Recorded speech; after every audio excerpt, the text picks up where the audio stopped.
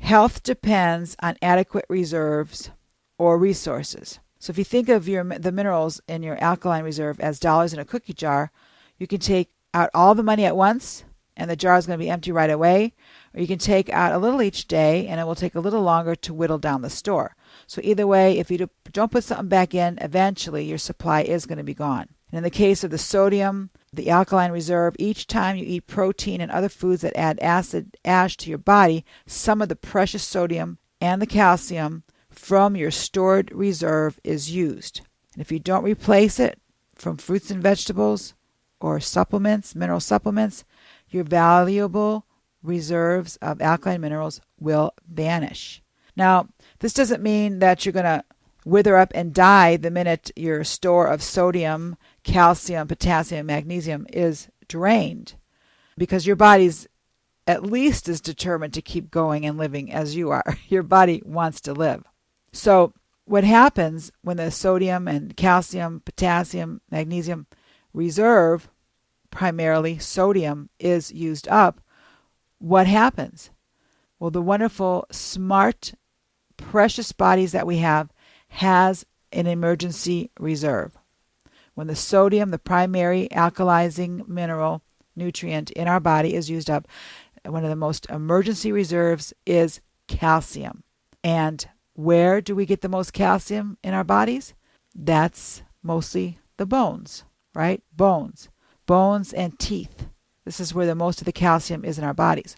So the problem, though, with using, great, well, we got a reserve here. What's to worry about?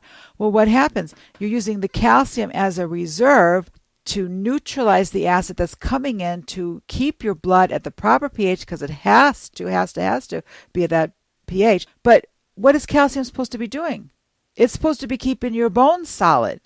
And here it's because of survival, the body has to take from somewhere just to keep this blood neutral. And so it takes it from the bones. Even though it would long-term cause harm to the bones, it wants to stay alive. Sacrifice the bones to stay alive.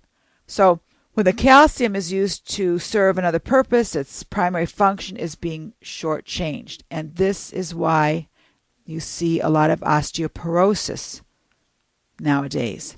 The calcium has gone off to play hero, and it's bailing you out of an emergency situation because of your dietary habits over and over and over, and depleting and weakening the bones.